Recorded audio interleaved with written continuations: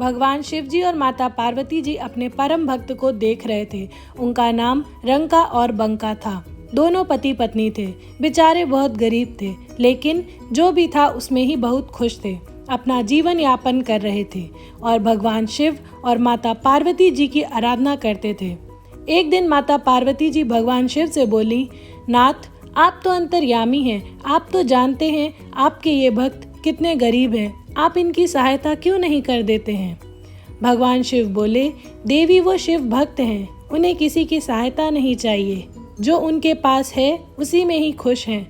माता पार्वती नहीं मानी और शिव जी से बोली, आप एक बार सहायता करके तो देखिए। भगवान बोले, ठीक है। रंका बंका रोज की तरह वन में लकड़ियां लेने के लिए निकले। रंका आगे आगे चल रहा था और बंका पीछे पीछे जा रही थी। तभी रंका को एक स्वर्ण मुद्रा में भरी हुई पोटली दिखाई दी।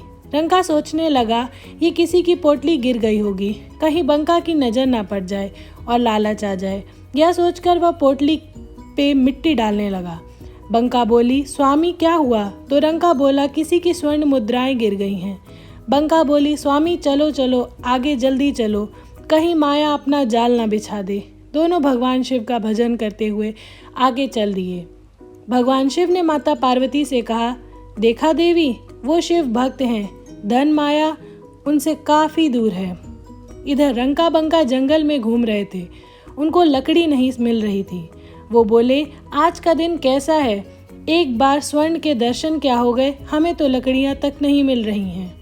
माता पार्वती फिर भगवान शिव से बोली, आप एक लकड़ी का गट्ठर उनके मार्ग में क्यों नहीं रख देते हैं? भगवान शिव ने फिर से माता की बात मान ली और उनके मार्ग में एक लकड़ी का गट्ठर रख दिया।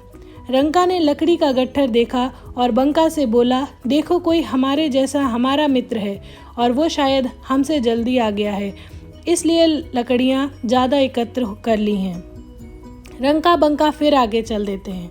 पूरे दिन में जब कोई लकड़ी नहीं मिलती है तो रंका कहता है, ऐसा लगता है आज हम दोनों को भूखे पेट ही सोना पड़ेगा।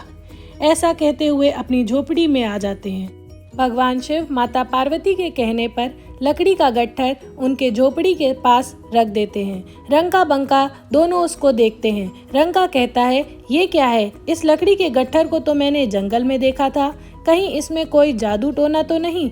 ऐसा कहते हुए वो दोनों बहुत विचलित हो जाते हैं। तभी हल्का हल्का धुआं उठता है और भगवान शिव माता पार्वती प्रकट हो जाते हैं।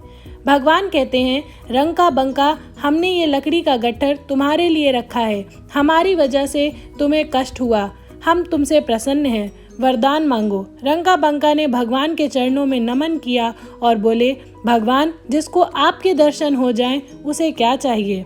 फिर भगवान ने रंका बंका को जीवन यापन के सारे सुख साधन दे दिए और बोले, भोजन बनाओ, मुझे भी भोग लगाओ, तुम भी खाओ। बंका भोजन बनाती है। जैसे ही भगवान को भोग लगाने को चलती है तो भगवान शिव कहते हैं, आज हमारी वजह से तुम लोग इतना परेशान हुए हो, तो आज पहले तुम लोग खाओ, फिर हम भोजन लेंगे। धन्य है भगवान शिव माता पार्वती। रंका बंका अपना पूरा जीवन भगवान शिव की आराधना में व्यतीत करते हैं और अंत में शिवलोक की प्राप्ति होती है। ओम नमः पार्वती पते, हर हर महादेव।